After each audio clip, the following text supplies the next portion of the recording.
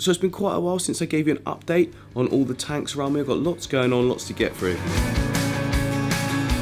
First, let's start with this low-tech tank setup that I did a month ago now. It's got to be a month, isn't it? So my main goal of this tank was to be able to set something up that pretty much everyone could have a go at. I wanted to keep it low-tech and low budget. Now when I say low budget, I don't mean it's not going to cost you anything, because of course it is. But in comparison to all the fancy equipment you can get out there, this is low budget and low tech. We've just got the little internal filter and a cheap little LED light on the top.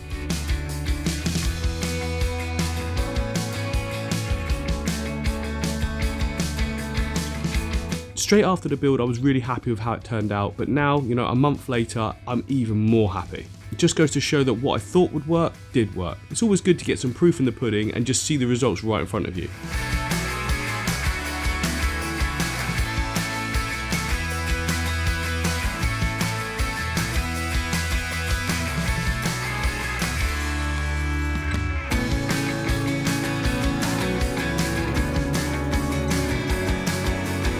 Well, you can see straight away, look, it is dense. So yeah, just look at that. I mean, it looks great, doesn't it? But I'm gonna have to sort of do something about this. We've got quite a lot of the floating plants again on the top, which is, you know, that's normal. Oh, sorry about my throat, by the way, guys.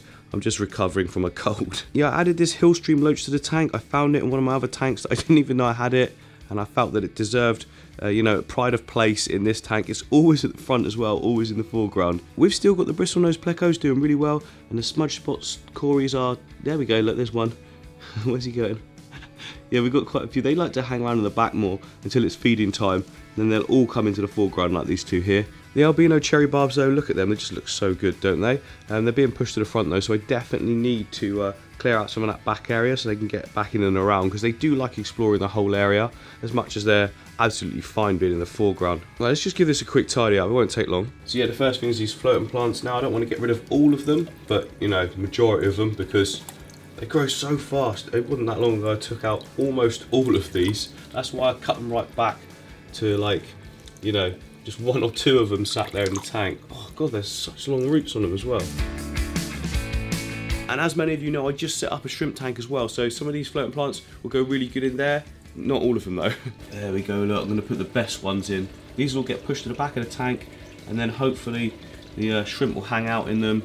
And also to give a place for the baby shrimp to sort of hang around in and protect themselves or whatever. There we go, that'll do. How many is that? 5 or 6. Yeah, look at that, looking pretty good. A couple of bits of duckweed in there that I will be removing. Otherwise you get this situation, and we don't want that. So there we go, look, already just from removing a few of those floating plants, we've just made the whole tank look so much better. But we still need to trim back some of these plants because they're growing way too tall. And like I say, we're stopping the fish from actually getting in the background area. That's where they all like to swim. So it's a simple case of just snipping it all down about this level.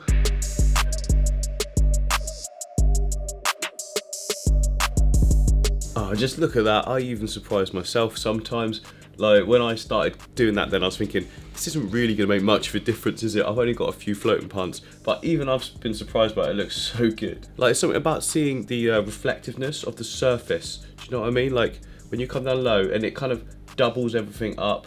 There's so much activity going on as well now. Let me show you. Yeah, look at this lot. If you just sort of move slowly across the front, you can see where everyone is like hiding or not hiding or coming out. I don't know what I'm trying to say, but it's almost like they sense that something's been disturbed.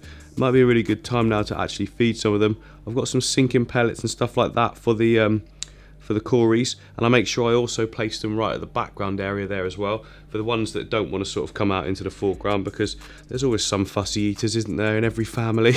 Yeah, I've got the sinking pellets right here. What I like to do is just soak them in a little bit of tank water for a little bit, just so that they're not so hard and they'll sink. They sink straight away anyway. I just feel like if they're too hard, then the fish might have a sniff at them and go, nah, not for me, and leave them. So I want to make sure their first touch is like perfect. I'm probably being over the top here right now. That's probably not even necessary, but I'm doing it anyway.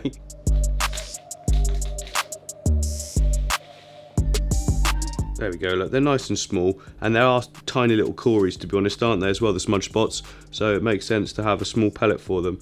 So yeah, I'm just going to put some in the foreground, and then some back here as well. They'll just sort of fall down and float amongst everything, to be honest.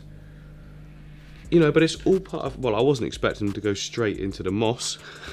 It's all part of the enrichment though, isn't it? To get the fish hunting for their food and not have it all in exactly the same place all the time.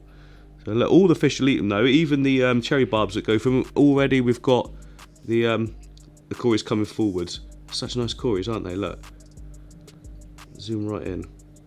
Pretty little things. They're very cute looking. I don't know what it is. It's like the little band at the front, and it makes them look more sort of arched, and the fact that they're so small. I mean, they don't get big, these ones, at all. Yeah, he's definitely eating them. Let's see, there's a pellet right next to him, and he had a little nibble at that one. So actually, I'm glad I softened them, because I'm pretty sure that they're all going nuts now.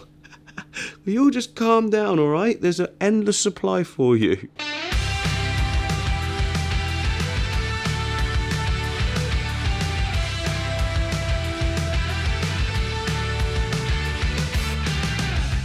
So yeah, this is a 2-foot tank. Now in the opposite corner, I've got another 2-foot tank I set up a few months ago for my pistogramma. I was going for something sort of natural.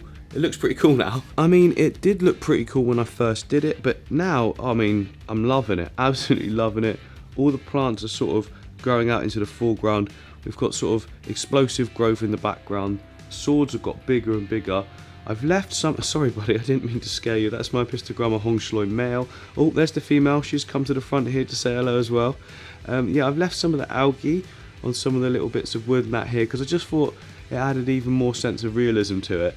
I didn't like leave it everywhere, but on the sticks I thought it was quite good. We did have some more down here as well, but I've pulled that out over time. It wasn't sort of attached to anything, so I just removed it. But yeah, we've still got some floating plants at the top there. Look, I keep right on top of it, because very quickly this tank can become quite dark if you don't keep on top of the floating plants. In fact, that's probably too much there now.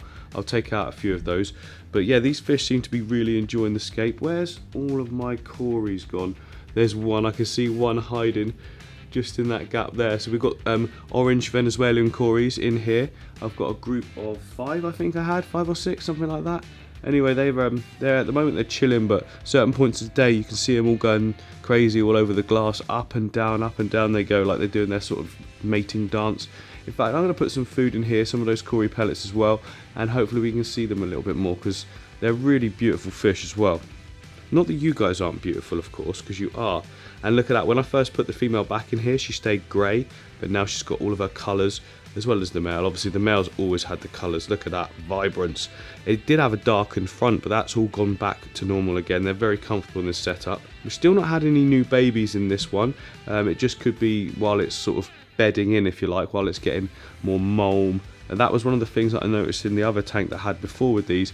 The baby's all hid in the mulm, where there isn't a lot of mulm in this at all, because it's relatively new, isn't it? The other tank had been running for like 7 or 8 months, whereas this one's only just coming up for a couple, isn't it? But they do always use this little tunnel. Did you see the male go in there then?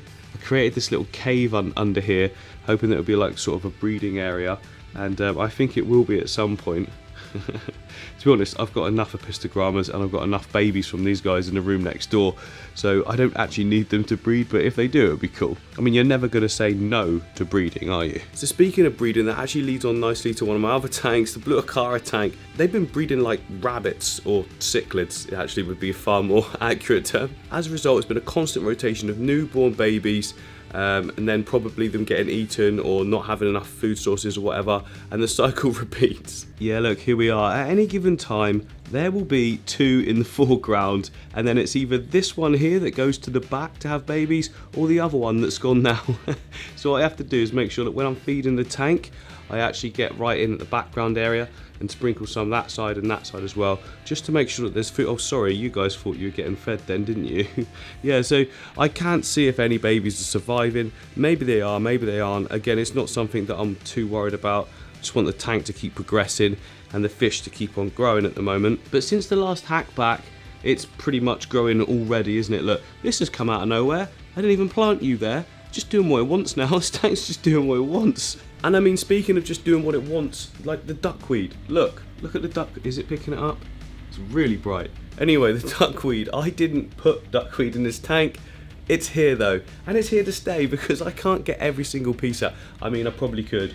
I'd have to spend a decent amount of a decent amount of time trying to do that, which I'm not doing that. I'm just going to scoop out the majority of it and it'll keep growing back. To be honest, it's all good for the water anyway, so it's not that much of a problem. I mean, the issue is, you see, this is a pretty powerful light.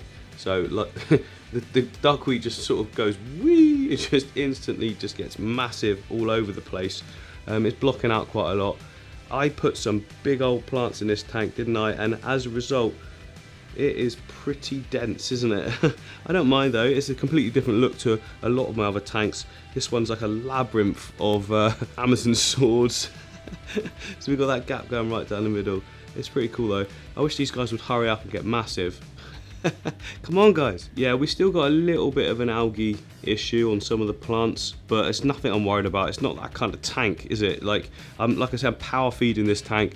There's a lot of nutrients going in, and there's also a decent amount of light. And I think there's not a huge amount of algae, to be fair, given that fact. I mean, this wood was at the start completely covered in algae, wasn't it?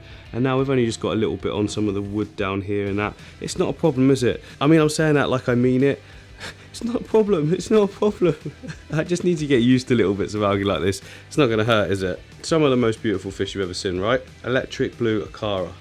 Wow. Right, what's actually quite funny is it's the next day since I filmed that last clip, and I was like, there's only ever 2 in the foreground. Guess what? There's 3 in the foreground. Call me a liar and slap me sideways. I'm guessing that all of their babies have gone, so they're just like, oh, let's all hang around together now, let's all be friends. Look at them, they're put on good size though, guys. Look at that. Decent size up against my hand now. Oh, you're so cute. Right, well, this won't last long because in a minute, they'll be at the back again. And I've also got another interesting update for you. Look at that, clearing it out. So this is all coming down. I'm about to start the build on the Cory only tank. So much work to do. I mean, I've spent like half a day already just trying to clear a space for it. Obviously we had the 5 tanks there. They're all still here, don't worry, look. Down here is where we've got them, underneath this lot. Oh. I haven't done that for a while. Me pulling that off of there may look a bit weird to any of you that are new, but OG followers of the channel and know exactly where that's from.